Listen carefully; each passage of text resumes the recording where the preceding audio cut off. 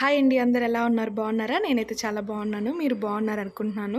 ఈ సండే మేము ఎలా ఫుల్‌గా ఎంజాయ్ చేసామో మీతో షేర్ చేసుకుందాం అనుకుంటున్నాం. మార్నింగ్ అయితే ఇడ్లీ, అలాగే చట్నీ, టమోటా చట్నీ చేశాననమాట. ఆ ఇడ్లీలు పెట్టిన ప్లేట్‌లొచ్చేసి 180 పడ్డాయి. ఈ మధ్య కొత్తగా తీసుకున్నాను. ఎలా ఉన్నాయో చెప్పండి. అలాగే లంచ్‌కి ప్రిపేర్ చేసేయాలి కదా! లంచ్‌కొచ్చేసి బిర్యానీ చేస్తున్నాను. సో, కాబట్టి బాబుకి బిర్యానీ డైరెక్ట్‌గా పెట్టడం లేదిప్పుడు.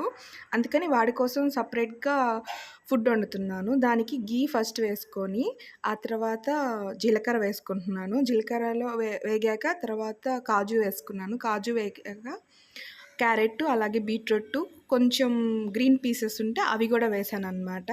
మొత్తం ఫ్రై అవుతూ ఉన్నాయి. అయిన తర్వాతొచ్చేసి ఘీలో బాగా రోస్ట్ చేశాను. అయ్యాక కొంచెం లిటిల్ బిట్ సాల్ట్ ఏశాను. ఎక్కువ సాల్ట్ ఎయ్యాల్సిన అవసరం లేదు బేబీ ఫుడ్స్‌లో. లైట్‌గా వేస్తే చాలు. వాళ్ళకదే బాగా టేస్టీగా అనిపిస్తుందనమాట. నాన్ వెజ్ అలవాటు చేసేటప్పుడు ఫస్టు డైరెక్ట్‌గా మసాలాలతో ఉన్నవి కాకుండా కొంచెం తక్కువ మసాలాలతో ఉన్నవి ట్రై చేయండి బేబీస్‌కి. లేదా ఓన్లీ బాయిల్ చేసేయండి. బాయిల్ చేసి స్మాష్ చేసి అమ్మనివ్వండి. బోన్‌లెస్‌వి ఇవ్వండి పిల్లలకి. అప్పుడు వాళ్ళకి తినడానికి ఇష్టంగా ఉంటుందనమాట. నేను ఈ రకంగా చేసి పెడుతున్నాను. రైస్ వండేసి, ఆ తర్వాత గ్రేవీలోని రెండే 2 ప్రాన్ పీసెస్ అనమాట. అవి నేను గ్రేవీ గూడా మసాలా వేయలేదు. ఓన్లీ ఆనియన్ పేస్ట్‌తో చేశాననమాట. అందుకని అది పెట్టాను.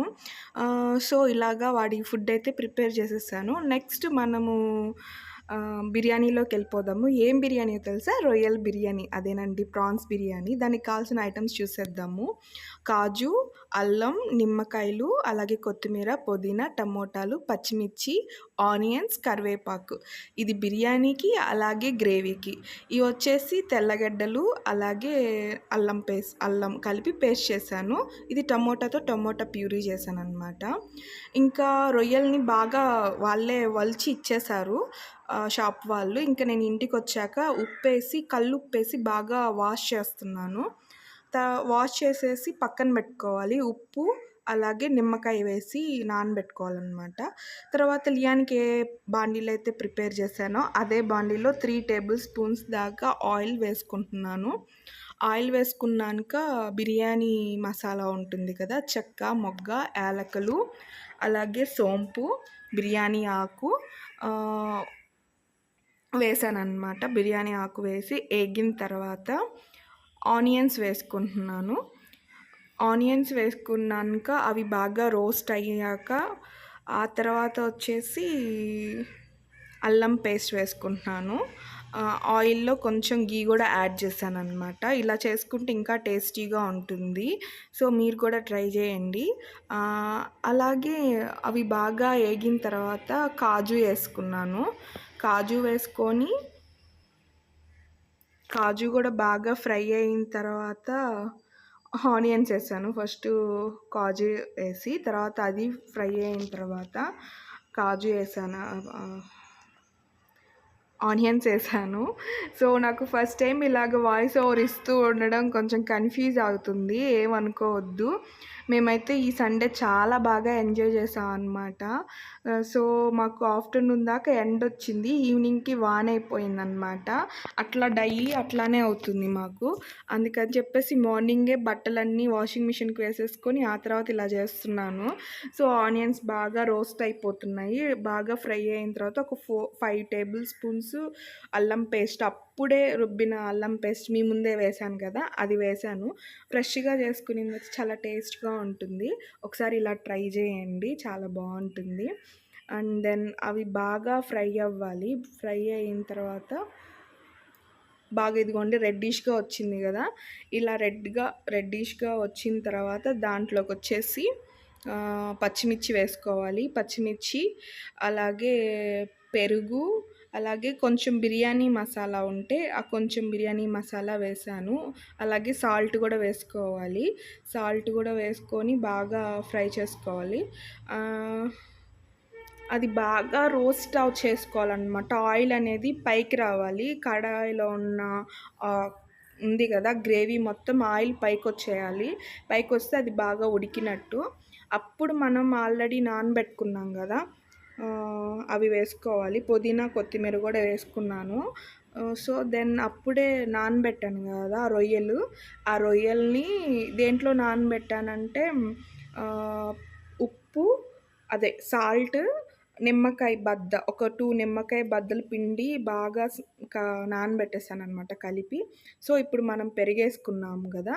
ఈ పెరుగు కూడా బాగా కలిసిపోవాలి. దెన్ ఆఫ్టర్ నేను ఆహ్, కారం ఏస్తున్నాను. ఆల్రెడీ అన్ని మిరపకాయలేసాను కదా అని చెప్పేసి, ఇది ఉంది గదా! కాశ్మీర్ కారం ఏసాను. ఒక టీ స్పూను. సో, అది కూడా బాగా అయిపోయిన తర్వాత, ఇప్పుడు దాన్ని మూత పెట్టేద్దాము. మూత పెట్టేసి తర్వాత చూద్దామనమాట. ఎలా వచ్చిందో చూసారా? ఇలాగ ఆయిల్ పైకొచ్చిన తర్వాత, మనం ఆల్రెడీ నానబెట్టుకున్న రొయ్యలున్నాయి గదా! అవి వెయ్యాలి.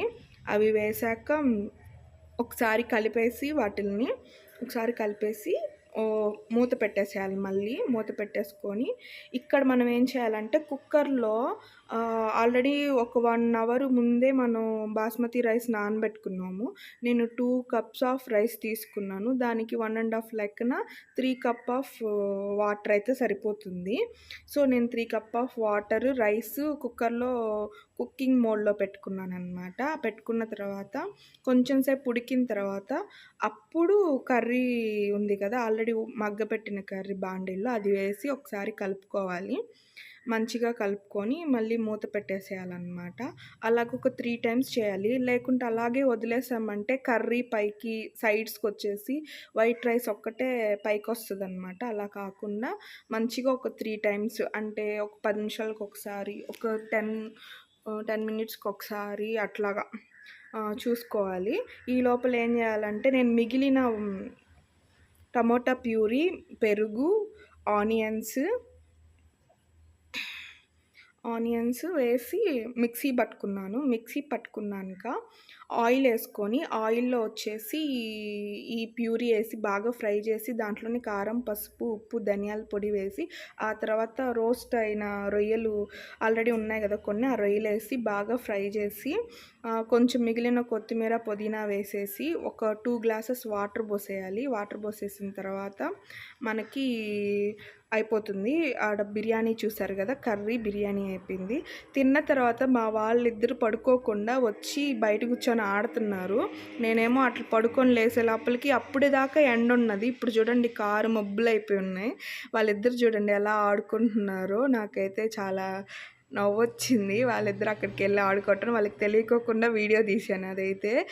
ఇక్కడ చూసారా ఎంత మబ్బులొచ్చున్నాయో, బాగా బ్లాక్‌గా వచ్చేస్తున్నాయి కారు మబ్బులు. సో, మేము మా వాడికి కటింగ్ కొట్టిద్దామని అనుకుంటున్నాను. కానీ ఈ లోపల ఇలాగ ఉండేసరికి ఏం పోతాంలే అనుకుంటా ఉన్నానన్నమాట. ఈ లోపల వచ్చేసి వాళ్ళిద్దరు అలా ఆడుకుంటున్నారు కదా అని చెప్పేసి కాఫీ పెట్టాను మా వారికి. కాఫీ కావాలంటే నేను తాగలేదు. సో, నేనైతే ఐస్ క్రీమ్ తిన్నానన్నమాట. వాడికి కాఫీ పెట్టిచ్చేసాను. మా వారికి కాఫీ పెట్టాను. నేను ఐస్ క్రీమ్ తిన్నాను. మా వాడికి వచ్చేసి పాలు ఇచ్చాను. సో, అలాగ మేము కటింగ్ షాప్‌కి వెళ్ళిపోయాము. కటింగ్ షాప్‌కి వెళ్ళి కటింగ్ కొట్టించుకొని వస్తాము. ఇక్కడైతే లియాన్ బాగా ఆడుతున్నాడు.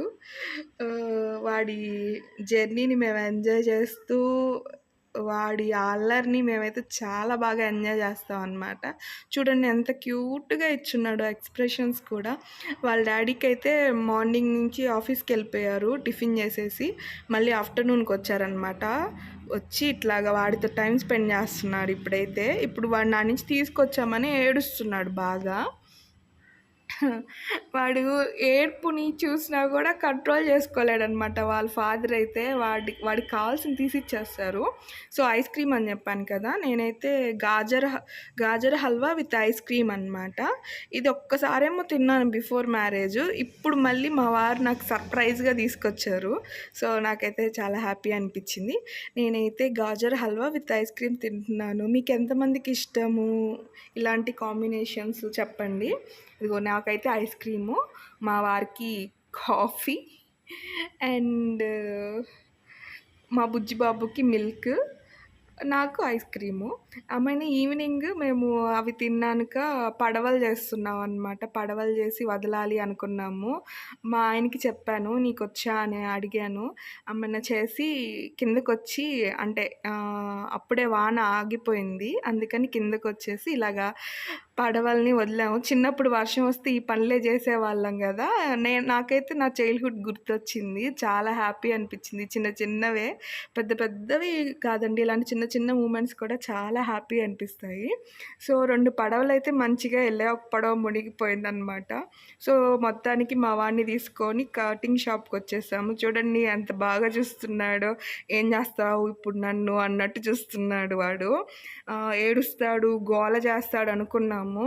బట్ అంత అయితే ఏడిపియలేదనమాట. ఇదేంటి ఇది గూడా చూపియాలా అనుకుంటున్నారా? ఆఫ్టర్ గుండు తర్వాత ఇదే అనమాట ఫస్ట్ టైం వాడి కటింగ్. అందుకని వెళ్ళాము. అందుకని ఇలాగ వీడియో తీసి పెడుతున్నాము. 2 సైడ్స్ చేయమంటే లేదు స్టైల్‌గా ఉంటదని జెప్పి 1 సైడ్ చేశాడు. అది చేసే అబ్బాయి బాగా చేశాడనమాట. వీడంత కోఆపరేట్ చేస్తాడని అస్సలు అనుకోలేదు. చాలామంది పిల్లలు ఏడిసి గందరగోళం చేస్తారంట. బట్ వీడైతే చాలా కోఆపరేట్ చేశాడు వాళ్ళకి మంచిగా. కొంచెం అన్నాడు గానీ తర్వాత నేను ఫోన్ చూపిచ్చాను. ఫోన్‌లో క్యాట్ అంటే ఎక్కువ ఇష్టం అనమాట మా వాడికి. క్యాట్ గానీ, డాగ్ గానీ అవంటే చాలా ఇష్టం.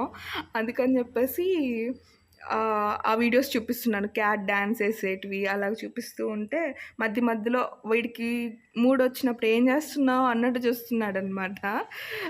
నాకు వీడితో ప్రతి చిన్న మూమెంట్ చాలా హ్యాపీనిస్తది. ఎంత హ్యాపీనిస్తదంటే చెప్పలేనది నేను మాటల్లో.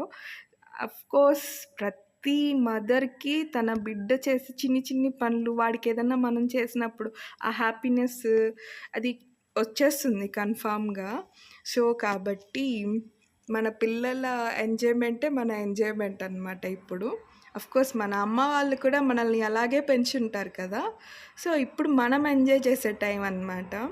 చూసారా వాడు అటు ఇటు తిప్పుతున్నాడు. అంటే జలకిస్తున్నాడనమాట. సో, నాకైతే మంచి ఫ్యామిలీ, మంచి హస్బెండ్, మంచి బిడ్డ, హ్యాపీయెస్ట్ లైఫ్ అనిపిస్తదనమాట. మనం ఎన్నో స్ట్రగుల్స్ ఫేస్ చేసుంటేనే ఇంత మంచి లైఫ్ వస్తుందా అని అనిపిస్తది అప్పుడప్పుడు నాకు. నేను బిఫోర్ మ్యారేజ్ జాబ్ అని, అదని, ఇదని కొంచెం చాలానే రిస్క్ ఫేస్ చేశాను. ఇప్పుడైతే అవేం లేవు. చాలా ప్లెజెంట్‌గా, హ్యాపీగా చాలా సపోర్ట్ ఇస్తాడు మా హస్బెండ్ నాకు. సో, బేబీ అయితే ఇంకా మంచిగా ఉంటాడు వాడు. వాడు అల్లరి చాలా తక్కువ చేస్తాడు. బయట పిల్లలతో పోలిస్తే అల్లరి చాలా తక్కువ.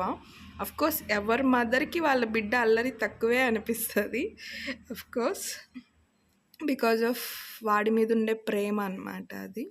సో, మాకైతే మా లియాన్‌తో టైం అస్సలు తెలీదు. వాడితోనే ఎక్కువ టైం స్పెండ్ చేయాలనిపిస్తది. అందుకే వాళ్ళ డ్యాడీ కూడా ఇంకొంచెం టైం ఉన్నా సరే వచ్చేస్తారనమాట ఆఫీస్ నుంచి ఇంటికి. వాడితో ఎక్కువ టైం స్పెండ్ చేయాలని. ఇప్పుడే కదండీ వాళ్ళతో మనం టైం స్పెండ్ చేసేది. రేపు పెద్దయ్యాక చదువులంటారు, జాబులంటారు. ఇప్పుడు ఎలాగో మనం బయటకొచ్చేసాం కదా! అలాగే వాళ్ళు ఇంకొక దగ్గరికెళ్తారనమాట. మనతో ఉండేది ఈ టైమే. కాబట్టి ఈ టైంని మనం ప్రతీదీ ఎంజాయ్ చేయాలి కదా! వాళ్ళతో పాటు మనం కూడా పిల్లలం అయిపోవాలి. సో, నేనైతే అలాగే అనుకుంటాను. త్వరగా పెద్దవాడైతే త్వరగా మన నుంచి దూరం అవుతాడు. జాబ్ అని, కెరియర్ అని అట్లాగా. అలా కాకుండా ఉండాలని అంటే ఇంకా ఎంజాయ్ చేయాలి. అవ్వాలి. టైం అనేది వస్తూ ఉంటది ప్రతి ఒక్కరికి. కాబట్టి అలా కాకుండా మనం కూడా ఎంజాయ్ చేయాలి కదా! అందుకని ఆలోచిస్తున్నాను అనమాట. సో, మొత్తానికైతే మా వాడిని ఇంటికి తీసుకొచ్చి స్నానం చేపించి, తల స్నానం చేపించి, డ్రెస్ వేసి కూర్చోబెట్టేసాను అనమాట. చూసారా మా వాడి కటింగ్ ఎలా ఉందో చెప్పండి. నచ్చితే లైక్ చేయండి, షేర్ చేయండి అండ్ సబ్స్క్రైబ్ చేసుకోండి. Thank you for